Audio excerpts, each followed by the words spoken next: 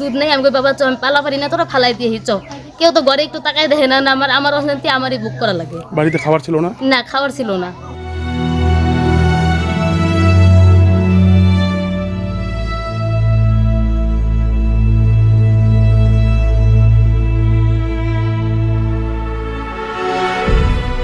অভাব কি আর বোঝে ১.৫ বছরের শিশু?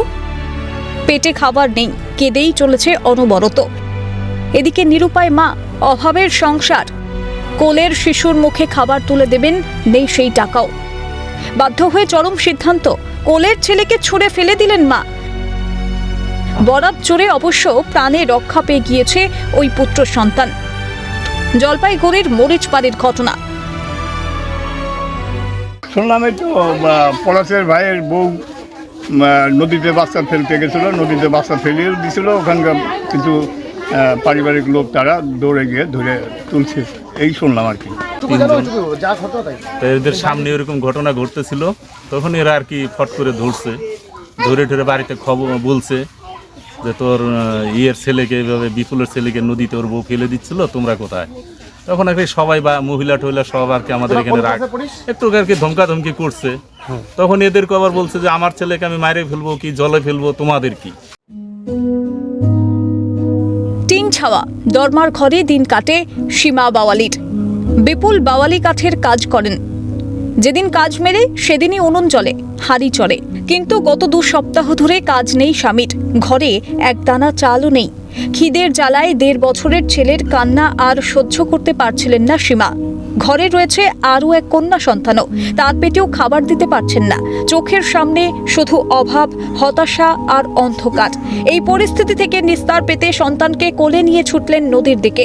ভরা বর্ষায় উত্তাল তিস্তা ফুঁসছে, যেন মায়ের বুক ফাটা আর্তনাদের সাক্ষী হতে চলেছে। সীমা নিজেও জানতেন না ঠিক কি করতে চলেছেন। দিকবিদিক জ্ঞান শূন্য হয়ে ১.৫ বছরের শিশুকে ছুঁড়ে ফেললেন জলে। পাশেই স্নান করছিলেন ২ কিশোর।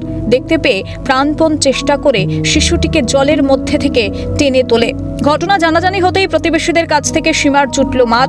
পুলিশ পৌঁছে পরিস্থিতি সামাল দেয়। এই নিয়ে গেছিলেন কোথায় এবং কেন? আমি তো নদীতে ফালানোর জন্য নিয়ে গেছি, কিন্তু ফালাই নেই। কিসের জন্য নিয়ে গেছি, কেন, সমস্যাটা কোথায়? ওই যে করলাম না, সকাল থেকে খাওয়ার নাই, বাচ্চাটার দুধ নাই, কিছু নাই। ও উঠে ওর মতো চলে গেল কাজে। তখন আমি বাচ্চাটারে কি করবো? আমারই তো অশান্তি ভোগ করতে লাগে না। হাতে পায়ে সমানে আমার দাগে যে। আপনারা ভাতা টাতা পান? সরকারি ভাতা? না। লক্ষ্মীর ভান্ডার পান না। কেন পান না? আর এতক্ষণে জিজ্ঞাসা মানে 7 ঘন্টা আমাকে 7-8 ঘন্টা 10টা থেকে আমাকে রোদ্রের মধ্যে বসায় লক্ষ্মীর ভান্ডার পান? না, আমি পাই না। সীমার স্বামী বিপুল বাওয়ালি জানান, শেষ যে টাকাটা হাতে ছিল তা দিয়ে চাল এনেছিলাম, সব শেষ। আমি কাজ খুঁজতে গিয়েছিলাম, আর বাড়ি ফিরে শুনি এই ঘটনা। খাওয়ার ছিল না ওর জন্যই আমি তো চলে গেছি 10টা থেকে কাজে যাওয়ার পরে আসে কাজের থেকে শুনি ওর ছেলেরে ফেলাতে গেছে এরকম। আমি কাজের লোক অন্য লোক বলতেছে বিপুলের ছেলেরে ফেলে নিয়ে গেলো। যে কাজ করে ওটাই শেষ হয়ে যায়, কিছু রাখতে পারতেছি না। কত টাকা ইনকাম আপনার? ডেইলি কাজ হয়? ডেইলি তো কাজ হয় না, ডেইলি কাজ হয় না। আমি আজকে 2 সপ্তাহ ধরে বসা। 2 সপ্তাহ ধরে আমি যে খালি যে একদিন কাজ করছি তো 500 টাকা পাইছি, ওটা দিয়ে আমি চাল ডাল এনে রাখছিলাম। এর আগে 1 বস্তা আনছি, ওটা শেষ হয়ে গেছে। আবার যে 4 কেজি এনে রাখছি। এখন পোলা বানের খাওয়া নেই, সকালবেলা রেশন পান না? রেশন, হ্যাঁ রেশন পান। রেশন দাবি একার। কোথায় যাচ্ছে পশ্চিমবঙ্গের অবস্থা? কেন এই পরিস্থিতি তৈরি হচ্ছে? থামেনি রাজনৈতিক তরজা।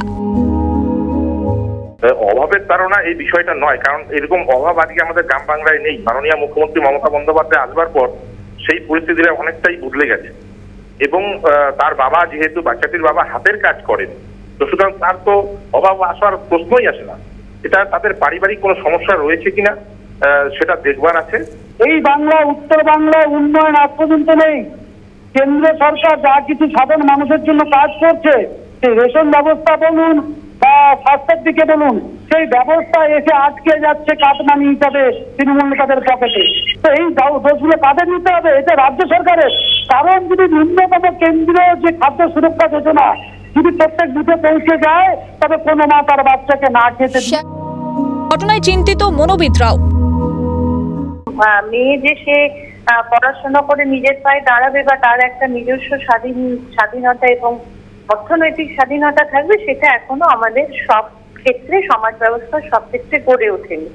তো সেখানে ধরুন দীর্ঘকাল ধরে এই যে অভাবের তাড়না বা বাড়ির লোকের কাছে কথা শুনতে হচ্ছে বা মানে সাংঘাতিক রকমের অসুবিধায় তিনি পড়েছেন। তো সেক্ষেত্রে রাগের প্রকাশ এইভাবে সব থেকে কাছের লোকের ওপরেই হয়।